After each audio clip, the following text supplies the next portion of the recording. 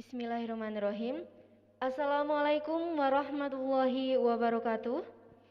Selamat berjumpa kembali dalam masa pengenalan lingkungan sekolah SMK Almina tahun pelajaran 2021-2022. Hari ini saya Cindy Arisenia sebagai moderator akan sedikit memberikan informasi yang menarik terkait sekolah kami. SMK Almina terletak di Desa Jedis, Kecamatan Bandungan, Kabupaten Semarang. SMK Almina berdiri di bawah naungan Yayasan Pendidikan Islam Rifaiyah Almina. Jurusan apa saja yang ada? SMK Almina hadir dengan dua pilihan program keahlian, Desain Komunikasi Visual dan Tata Busana. Untuk lebih jelasnya akan disampaikan oleh Bapak Amor Bagus Prasmaran SSPD sebagai Ketua Jurusan DKV dan Ibu Yovika Ofisia SPD sebagai Ketua Jurusan TB. Materi yang pertama yakni profil program keahlian Desain Komunikasi Visual.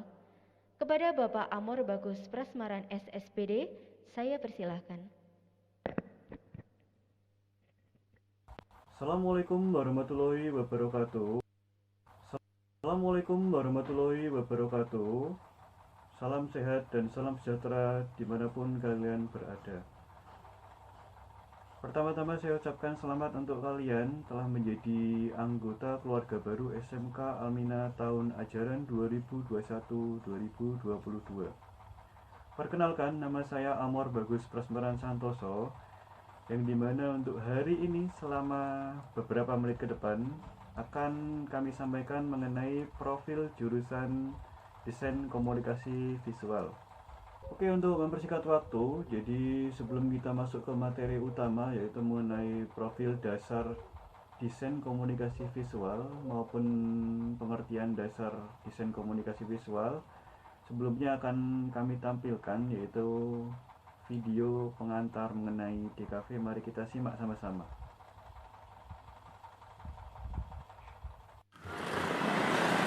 Ya, kita adalah desainer komunikasi visual dan kita adalah seniman.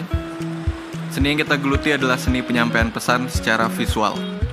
Jadi kita mencari cara bagaimana untuk mengkomunikasikan suatu pesan yang sifatnya visual. Jadi kalau kita kembali ke masa lalu, berpuluh-puluh abad yang lalu, sebuah informasi atau pesan itu biasanya disampaikan dengan menggunakan sinyal asap ya, atau ukiran dan lukisan gitu, di dalam gua. Jadi kayak zaman-zaman kuno gitu, atau yang kayak di Mesir, di piramid Mesir. Jadi mereka menjadikan hal-hal yang ada di sekitarnya itu sebagai sumber inspirasi dan alat untuk berkomunikasi. Ada kayu ya pakai kayu, ada batu ya pakai batu. Intinya itu mereka memaksimalkan potensi yang ada pada objek-objek di sekitarnya. Komunikasi itu penting sekali. Dari zaman dulu komunikasi itu sangat penting. Karena komunikasi itu bisa membawa banyak sekali solusi. Yang pasti memudahkan kita untuk bersosialisasi dan untuk saling mengenal antara satu dengan yang lainnya. Dan sekarang kami melakukan hal yang sama, tapi dengan teknik yang berbeda. Nah, dengan melalui proses perancangan secara analog ataupun digital, kami menggabungkan elemen-elemen seni, teknologi, dan ilmu pengetahuan untuk memvisualisasikan suatu data atau informasi yang nantinya akan dikomunikasikan. Nah, di dalam desain komunikasi visual itu terdapat banyak cabang-cabang ilmu lain ya. Nah, yang paling penting itu adalah semiotika. Semiotika itu adalah ilmu mempelajari tanda. Semacam filsuf lah kita ini.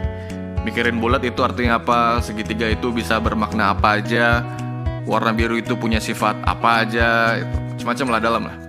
Terus ada graphic designs. Itu semua yang berhubungan dengan printing matters. Keperluan cetak, entah itu cetak digital atau fisikal. Lalu ada film. Kita belajar buat film, entah itu pakai teknik stop motion, animasi, atau pakai kamera biasa, pakai macam-macam lah. Intinya kita berkomunikasi, menyampaikan pesan kepada penonton atau pendengar. Kalau di desain komunikasi visual itu istilahnya komunikan. Terus ada tipografi. Kita belajar tentang huruf, karakteristik huruf gitu. Huruf yang formal itu gimana gitu. Yang happy itu gimana, terus yang serem itu gimana. Terus masih banyak yang lain, countless lah pokoknya. Jadi poinnya dalam menjadi seorang desainer komunikasi visual itu adalah membantu ikut menyumbangkan ide dan menyumbangkan tenaga untuk membuka jendela dunia bisa lebih lebar lagi gitu. Caranya dengan memudahkan informasi untuk dicerna dan dibagikan. Kita juga punya passion, punya hasrat. Hasrat kita adalah untuk menjadikan proses komunikasi menjadi lebih mudah ya. Dan menjadikan komunikasi itu lebih bermanfaat, bisa menjangkau lebih banyak orang gitu misalnya, dan lebih indah gitu. Karena kita menyampaikan komunikasi dengan penggabungan warna yang sesuai dengan emosi yang ingin kita sampaikan gitu. Misalnya kita pengen menyampaikan rasa ketenangan gitu, kita kasih warna biru gitu. Jadi lebih indah. Terus kita juga punya cita-cita. Cita-cita kita itu untuk menjadikan dunia lebih menyatu lagi, lebih mudah untuk berkomunikasi, agar lebih lebih saling memahami dan lebih mudah untuk berbagi antara satu dengan yang lainnya. Karena itulah kami cinta dengan desain komunikasi visual ini. Oke, sudah saya tampilkan itu adalah video sederhana mengenai pengertian dasar desain komunikasi visual. Jadi masuk ke materi utama. Kita akan bahas mengenai apa itu DKV nanti, terus lingkupnya apa saja, terus outputnya itu nanti apa saja. Oke, masuk ke materi. Jadi di depan itu ada cover pengertian dasar desain komunikasi visual. Ada cover majalah, ada expander, ada labeling, ada kalender, ada infografis, ada aplikasi, ada Megatron, ada signatur arah untuk desain arah untuk bandara, lalu ada desain truk.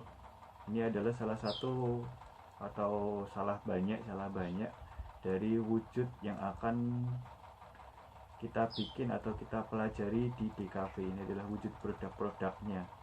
Jadi tanpa kita sadari bahwasanya untuk produk DKV itu telah kita miliki, telah kita nikmati. Jadi tadi sudah disampaikan bahwasanya itu adalah sifatnya untuk memudahkan menyampaikan pesan. Jadi memudahkan untuk cara komunikasi lewat visual. Langsung saja untuk ke slide berikutnya, yaitu mengenai tadi pengertian desain komunikasi visual. Jadi desain komunikasi visual itu adalah ilmu yang mengembangkan bentuk bahasa komunikasi visual atau rupa berupa pengolahan pesan untuk tujuan sosial ataupun komersil. Jadi komersil itu yang menghasilkan uang ya, dari individu atau kelompok yang ditujukan kepada individu atau kelompok lainnya. Pesan dapat berupa informasi produk, jasa, atau gagasan yang disampaikan kepada target audiens dalam upaya peningkatan usaha penjualan, peningkatan citra, dan publikasi program pemerintah. Ya, jadi pengertian desain komunikasi visual. Jadi pada dasarnya itu di era sekarang kan jelas teknologi sudah berkembang, sudah maju, dan cara berkomunikasi kita pun harus lebih maju lagi ataupun lebih inovatif lagi dalam era sekarang gitu ya. Berikutnya adalah pohon. Jadi pohon ilmu mengenai desain komunikasi visual. Jadi bisa simak. Yang pertama itu ada desain grafis atau graphic design periklanan, media cetak, pameran, video program, TV komersial, animasi, multimedia, interaktif media, dan game teknologi. Ini adalah lingkup dari desain komunikasi visual, yang dimana selama 3 tahun ke depan kita akan coba untuk mempelajari hal-hal tersebut. Jadi di kelas 1 nanti kita akan coba, tadi sudah disampaikan, kita belajari mengenai dasar-dasar desain komunikasi visual. Tadi ada semiotika, itu adalah ilmu yang mempelajari mengenai filsafat. Misalnya filsafat itu adalah arti dari suatu lambang, suatu warna kalau di dalam desain itu apa artinya, lalu bentuk kayak persegi itu apa artinya, segitiga itu apa artinya, nanti ada semacam pengertian tersendiri, itu namanya semiotika. Dan nanti di awal kita akan belajar juga mengenai unsur-unsur seni itu bagaimana, lalu pengembangannya lewat kreativitas kalian itu bagaimana. Kemudian kita naik tingkat menuju ke komputer grafis atau graphic design, kemudian lanjut ke desain publikasi, dan tentunya nanti di pengembangannya ada di fotografi dan videografinya gitu ya. Di sini adalah pohon desain komunikasi visual. Jadi zaman sekarang memang di dalam kehidupan sehari-hari itu sering banget kita temui. Jadi desain grafis tadi kayak ada periklanan, media cetak,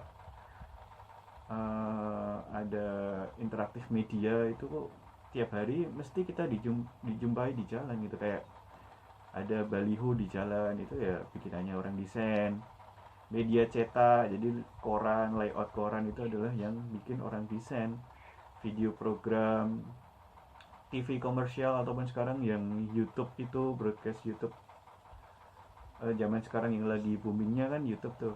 Lalu ada animasi. Ini siapa sih anak muda yang gak suka animasi sekarang? Zaman sekarang itu adalah bikinan anak desain juga.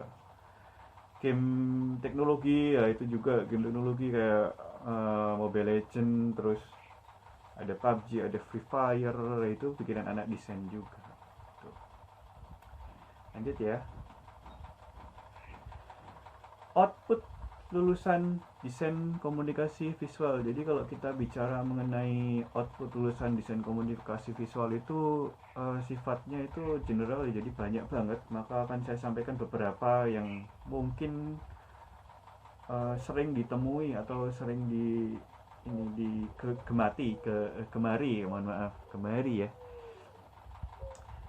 Yang pertama adalah desainer grafis. Jadi desainer grafis bekerja pada ruang lingkup yang sangat luas. Jadi ia bisa ditempatkan di bidang media elektronik, cetak, digital, tadi udah disampaikan di depan, jasa, itu jasa periklanan, fotografi, dan lain-lain. Jadi masih banyak lagi. Bahkan manufaktur, jadi kayak tekstil, otomotif, elektronik, dan lain-lainnya. Pekerjaan ini juga dibutuhkan dalam melakukan proses branding ataupun modeling terhadap suatu perusahaan atau produk. Jadi kita bisa menciptakan suatu brand atau merek, dan kita juga bisa untuk membentuk suatu modelnya atau desain rancangannya itu bagaimana, layoutnya bagaimana, lalu untuk desain briefnya bagaimana, konsep desainnya bagaimana. Itu adalah tugas dari desainer grafis. Berikutnya adalah ilustrator. Jadi ruang lingkup pekerjaan dari ilustrator juga cukup luas. Ia bisa membuat ilustrasi untuk buku, iklan koran, branding produk, lukisan, mural itu kayak lukisan di dinding itu, poster, dan masih banyak lagi. Tiap ilustrator biasanya memiliki gaya gambar yang khas. Teknik dan alat yang digunakan pun berbeda-beda, tapi biasanya dikelompokkan ke dalam dua kategori, digital dan manual. Jadi kalau kalian sering lihat poster ataupun kalian lihat gambar di Google ataupun di Pinterest, itu adalah pekerjaan dari ilustrator. Untuk kategori digital dan manual itu nantinya prosesnya kita di awal itu akan melalui proses manual dulu. Jadi nanti kita akan coba untuk belajar mengenai teknik-teknik manual dalam desain komunikasi visual. Misalnya kita gambar dulu konsepnya kayak gimana, baru nanti kita masuk ke yang digitalnya kayak gitu.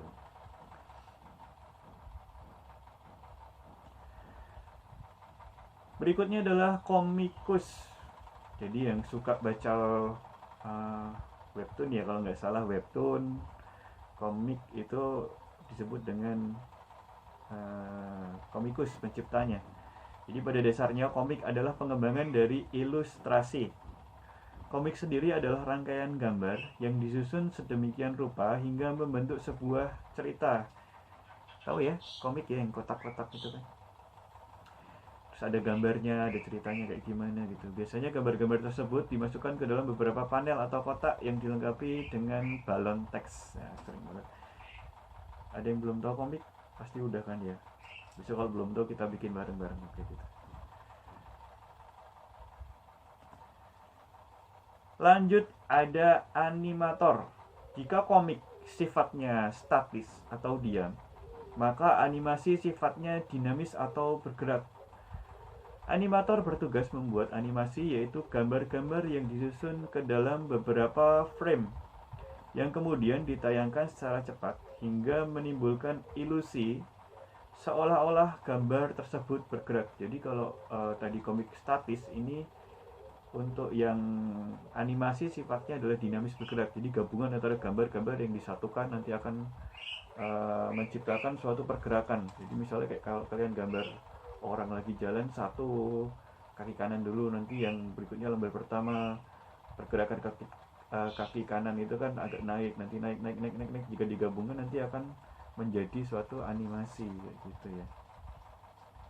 Jadi disusun ke dalam beberapa frame, jadi banyak frame atau banyak lembar ya. Kalau zaman dulu itu komik itu kan dari kertas itu kan, kertas yang disatukan nanti dipercepat, jadi jadinya kayak animasi. Jadi yang kayak kalian lihat film Doraemon, Upin Ipin dan lain sebagainya itu ya sifatnya itu adalah sifatnya konsep dulu dari komik dulu, statis dulu, jadi berubah dari statis ke dinamis kayak begitu.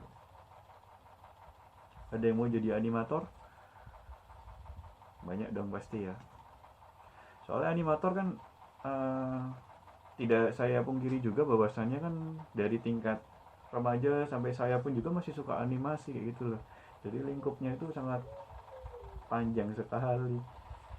Berikutnya adalah fotografer. Jadi buat kamu yang hobi jepret-jepret, bukan selfie ya, jadi memilih profesi sebagai fotografer. Profesi ini bekerja dengan cara menangkap momen, kejadian atau waktu yang pendek dalam bentuk sebuah foto. Alat yang digunakan tentu saja kamera beserta perlengkapan pendukung lainnya. Ada kamera, ada reflektor, ada flash dan lain sebagainya. Jadi nanti yang kalian hobi atau suka dengan fotografi akan kita dalami di desain komunikasi visual.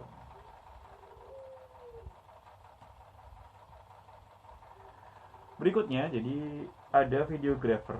Profesi sebagai videographer ini sangat digandrungi oleh anak-anak muda. Berangkat dari aplikasi fenomenal itu YouTube yang sekarang itu sudah sifatnya komersil ya. Jadi kalau YouTube itu kan banyak orang berlomba-lomba untuk bikin channel YouTube untuk mencari keuntungan gitu. Selain dia hobi, dia mencari keuntungan juga. Ini orang-orang berlomba menghasilkan video dengan kualitas baik secara visual maupun kontennya. Pekerjaan seperti ini sangat dibutuhkan di industri perfilman, perikanan, media, dan hiburan. Nah, untuk kalian yang suka atau penasaran dengan caranya bikin film bagaimana, terus bikin iklan bagaimana, nanti akan kita coba pelajari di DKV juga gitu. Lanjut, perancang website. Pekerjaan ini cocok bagi kamu yang menyukai tata letak suatu objek. Perancang website bekerja untuk menampilkan tampilan atau visual dari konten suatu website, mulai dari teks, gambar, video, hingga efek-efek menarik lainnya. Profesi ini dibutuhkan di hampir semua perusahaan, media, dan jasa, karena di era internet seperti sekarang, website telah menjadi sebuah kebutuhan utama. Memang benar sih kalau di era sekarang itu tiap perusahaan atau tiap tempat kerja itu mesti ada websitenya, dan yang merancang itu adalah perancang, yang bikin webnya itu adalah perancang website. Jadi kita rancang dulu untuk layoutnya bagaimana.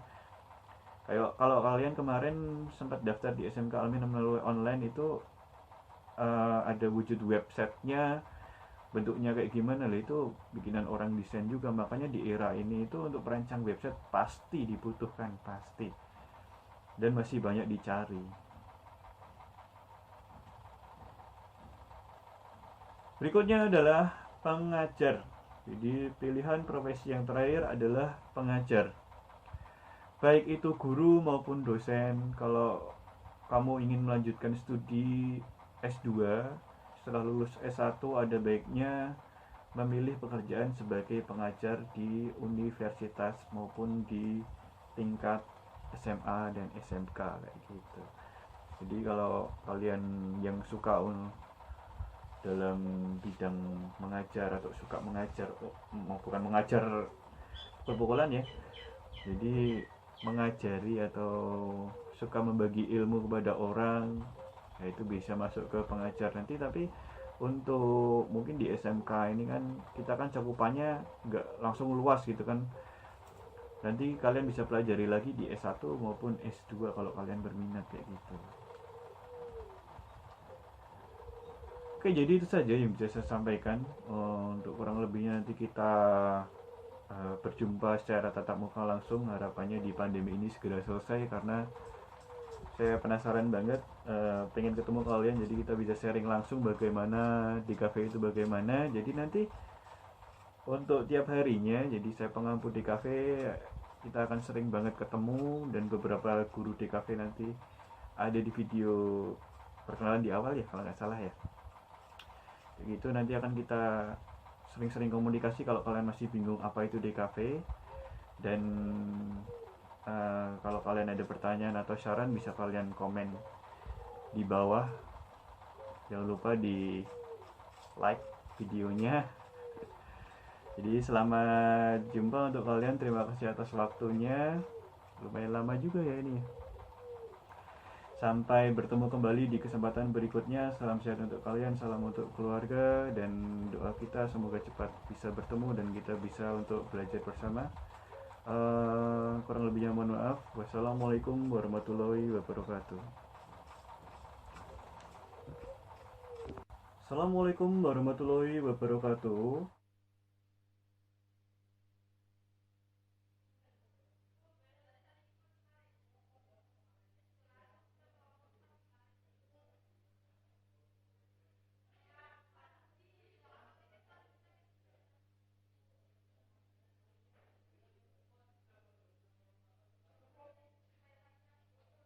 Materi profil program keahlian desain komunikasi visual sudah disampaikan oleh Bapak Amor Bagus Prasmaran SSPD. Nah, sebelum kita melanjutkan materi yang kedua, yakni apa itu program keahlian tata busana, kita akan melihat tayangan pemutaran video profil guru SMK Almina.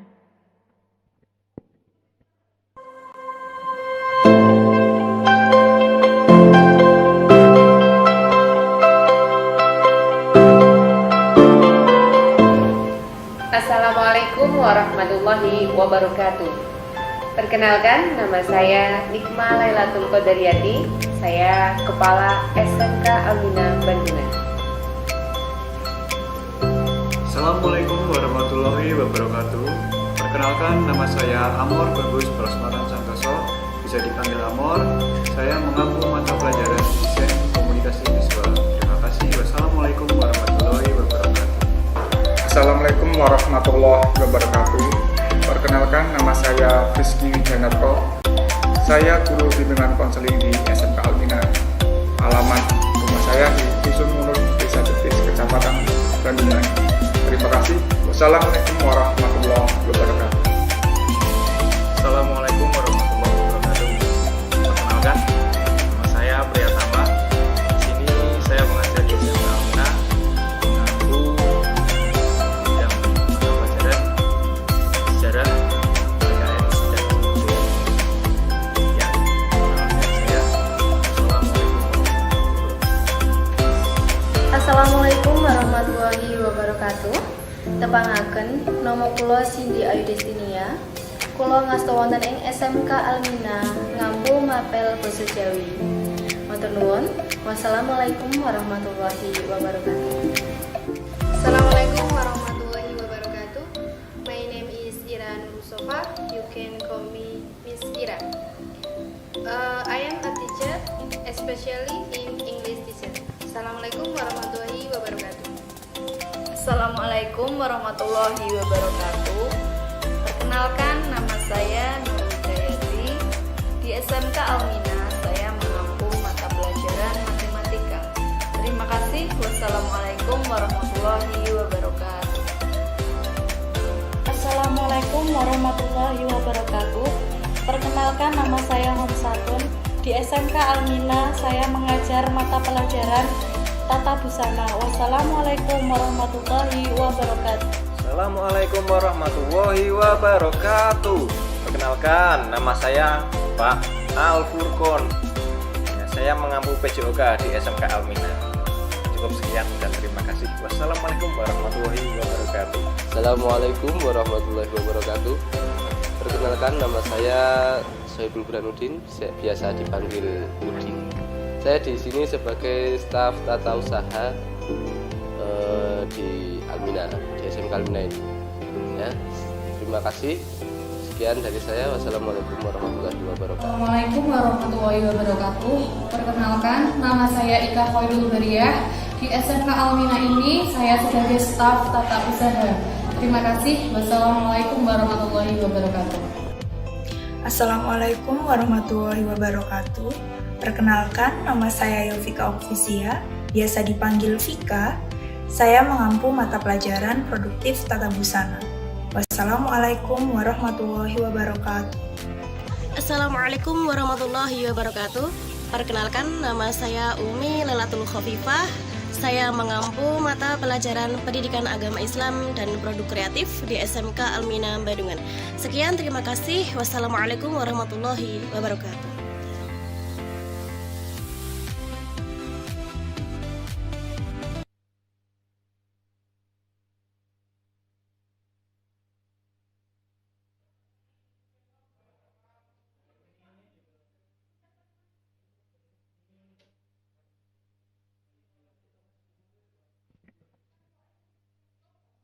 Berikut tadi adalah tayangan video profil guru SMK Almina. Materi yang kedua yakni profil program keahlian tata busana yang akan disampaikan oleh Ibu Yovika Okvisia SPD. Kepada Ibu Yovika Okvisia SPD dipersilahkan.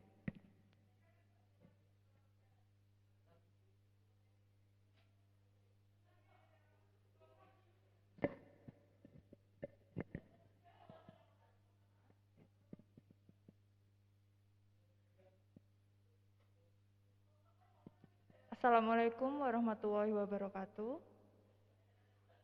Di sini saya akan memaparkan materi tentang pengenalan program keahlian tata busana. Sebelumnya, perkenalkan terlebih dahulu, nama saya Yovika Okvisia, bisa dipanggil Vika, Bu Vika ya. Tentu saja karena saya memaparkan materi tentang program keahlian tata busana, saya adalah guru mata pelajaran produktif tata busana. Untuk guru mata pelajaran produktif tata busana sendiri, ada 2 guru, selain saya ada 1 lagi yaitu Bu Homsatun. Langsung saja masuk ke materinya. Yang pertama, apa itu program keahlian tata busana?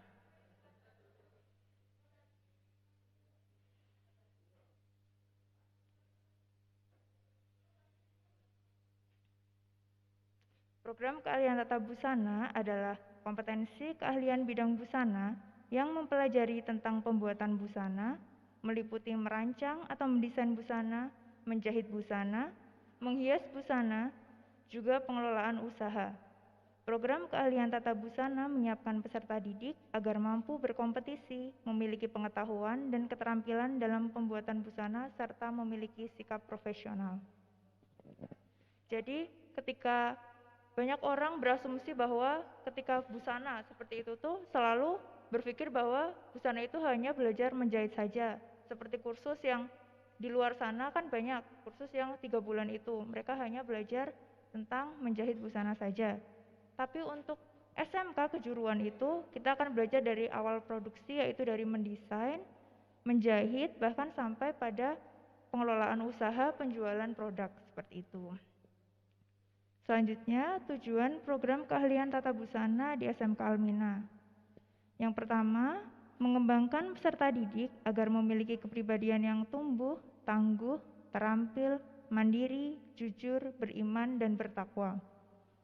Yang kedua, membekali peserta didik dengan pengetahuan dan keterampilan di bidang busana. Yang ketiga, membekali peserta didik agar dapat terjun dalam dunia industri, berkarya, berwirausaha, berkompetisi, dan memiliki sikap profesional. Dan yang keempat, membekali peserta didik dengan pengetahuan dan wawasan agar mampu mengembangkan kompetensi di jenjang pendidikan yang lebih tinggi. Jadi harapannya ketika kalian lulusan nanti peserta didik itu selain berwawasan, memiliki keterampilan dalam bidang busana, juga memiliki budi pekerti yang baik dan akhlakul karimah. Seperti itu. Itu juga tidak hanya berfokus pada setelah lulus bekerja seperti itu, tapi bisa juga setelah lulus melanjutkan pendidikan formal ke jenjang selanjutnya masuk ke perguruan tinggi. Selanjutnya, tujuan program keahlian tata busana berdasarkan kurikulum SMK, yaitu membekali peserta didik dengan keterampilan, pengetahuan, dan sikap agar kompeten dalam hal yang pertama, mengukur, membuat pola, menjahit, dan menyelesaikan busana. Yang kedua, memilih bahan tekstil dan bahan pembantu secara tepat. Yang ketiga, menggambar macam-macam busana sesuai kesempatan. Yang keempat, menghias busana sesuai desain. Dan yang terakhir adalah mengelola usaha di bidang busana.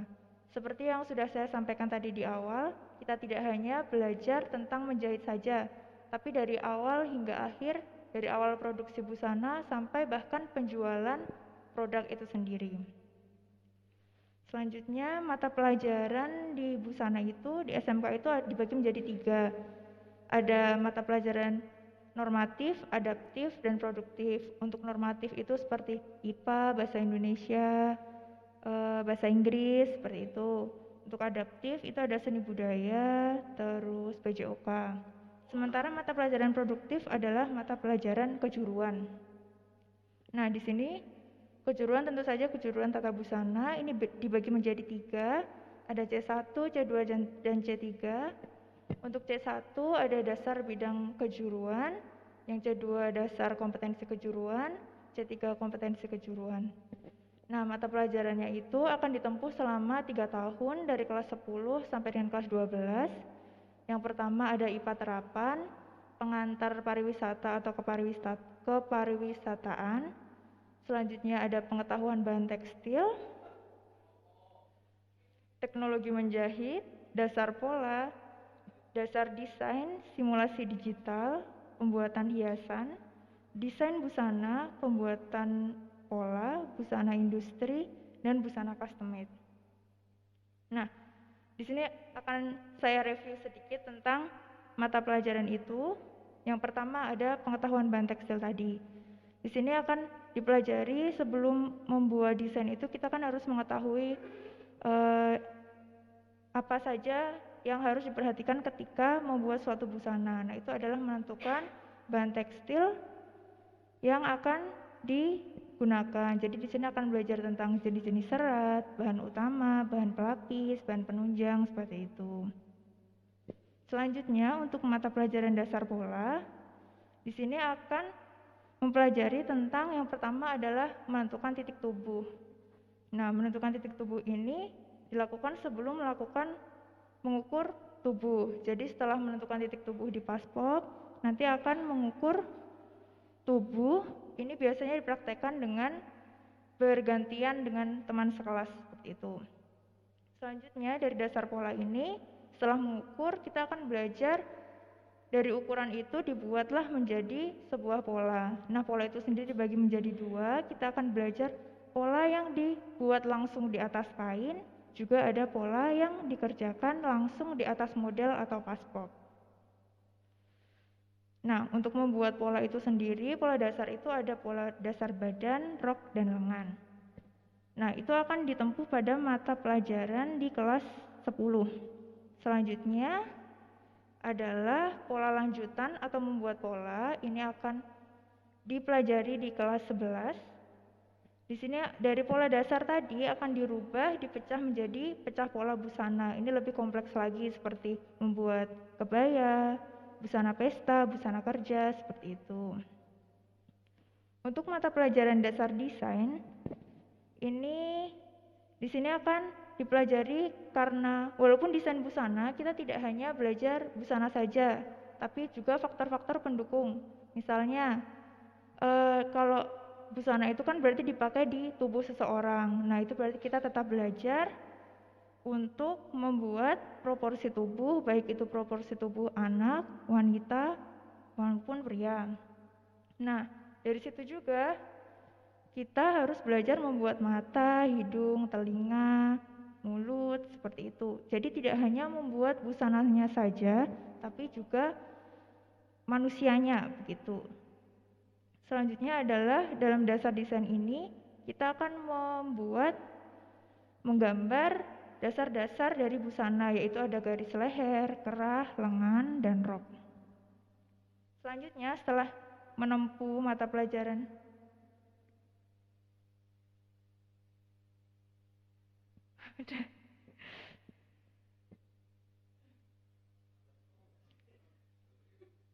Setelah menempuh mata pelajaran dasar desain, di sini kita akan belajar mata pelajaran desain busana. Nah, untuk desain busana ini kita belajar tentang yang pertama adalah menentukan sumber ide, selanjutnya mendesain busana, baik itu busana anak, wanita, pria, ataupun berdasarkan kesempatan pemakaian. Di sini ada busana kerja, busana pesta, busana anak. Itu. Selanjutnya adalah membuat desain sketsa. Sketsa, produksi, dan sajian. Desain sketsa ada desain yang hanya skets saja dan belum diwarna, sampai pada desain sajian yang sudah diwarna dan dilanjutkan dengan membuat desain 3 dimensi. Selanjutnya adalah pembuatan hiasan. Untuk pembuatan hiasan ini, mata pelajaran yang bertujuan untuk meningkatkan nilai keindahan dan estetika suatu benda, baik busana maupun lenan rumah tangga. Nah, ini bukan hanya pada busana ya menghias itu, juga pada lenan rumah tangga seperti gorden, taplak meja, tutup kulkas, seperti itu. Selanjutnya adalah busana industri. Nah, dulu untuk mata pelajaran busana industri ini di kurikulum sebelumnya itu tidak ada, tapi mulai kurikulum K13 ini busana industri ini mulai ada karena di sini industri garmen itu kan berkembang pesat ya di negara kita. Dan di sini kita akan mempelajari tentang sistem produksi garmen. Itu sistem produksinya seperti apa, seperti belajar membuat kemeja, blus, rok, celana dengan skala besar, dengan skala seperti pembuatan pada produksi garmen, seperti itu. Sementara yang terakhir adalah busana custom made. Di sini busana custom made seperti namanya, yaitu custom, berarti busana yang dibuat berdasarkan pemesanan. Jadi di sini lebih detail berdasarkan dengan pesanan klien, ukuran klien, jadi lebih ke modiste. Seperti itu. Selanjutnya ada beberapa gambar ya tentang kegiatan dan hasil produk dari siswa atau peserta didik tata busana.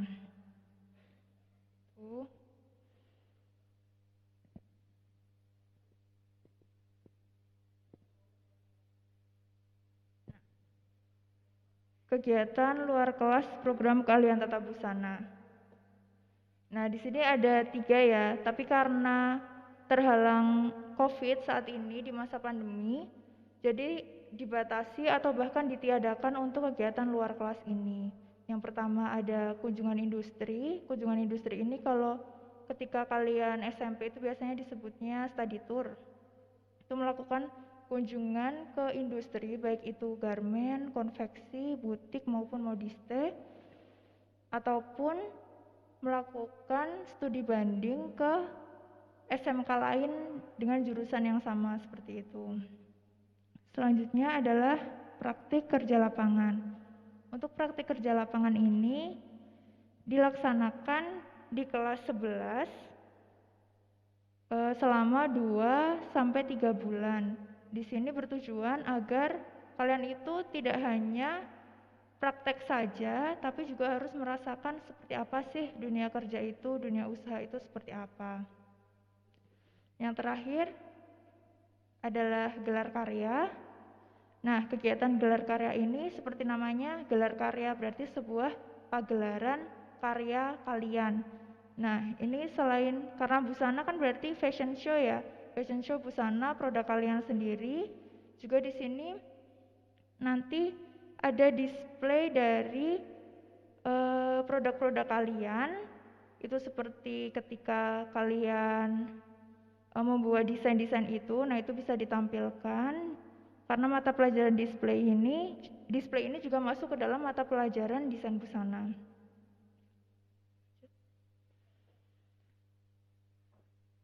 Nah, peluang setelah lulus. Setelah lulus jangan khawatir karena dunia fashion itu tidak akan pernah mati selama manusia masih membutuhkan pakaian, selama manusia masih memakai pakaian.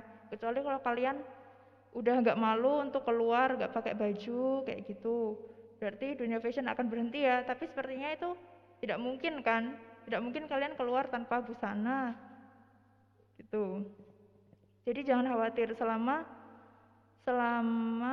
manusia masih memakai busana, maka dunia usaha fashion tidak akan pernah mati. Nah, setelah lulus itu bisa kemana sih? Nah, lulusan tata busana dapat bergabung di dalam dunia industri seperti butik, konveksi, ataupun garment. Jadi kalau di butik itu nanti bisa baik di desain, cutting, sewing, maupun di penyelesaian akhir. Sementara untuk di konveksi dan garment, itu kalian biasanya masuk di produksinya. Nah, itu ada bagian cutting, sewing, bundling, pressing, packing, seperti itu. Selanjutnya, lulusan tata busana dapat membuka usaha sendiri.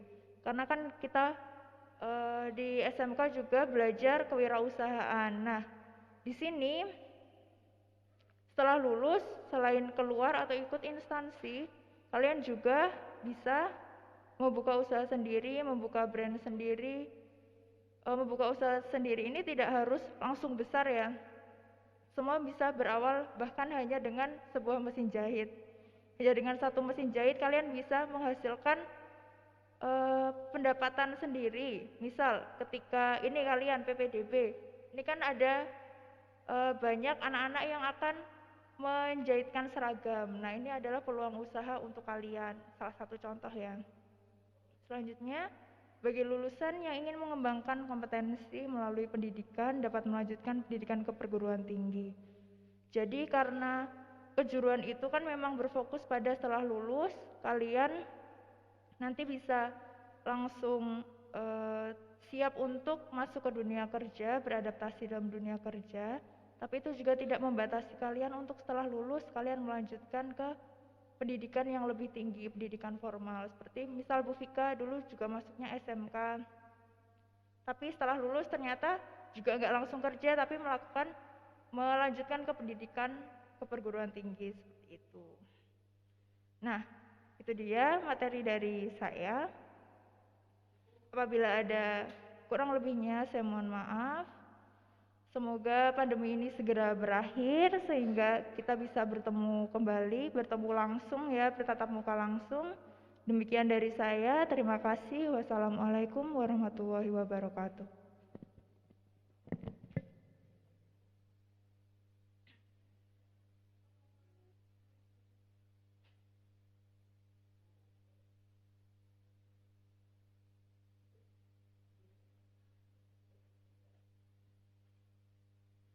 Berikut tadi materi profil program keahlian tata busana yang disampaikan oleh Ibu Yovika Okvisia SPD. Demikian pemaparan materi pengenalan program keahlian di SMK Almina. Saya sebagai moderator memohon maaf jika terdapat kesalahan dalam tutur kata. Sampai jumpa di hari ketiga masa pengenalan lingkungan sekolah SMK Almina tahun pelajaran 2021-2022. Terima kasih. Wassalamualaikum warahmatullahi wabarakatuh.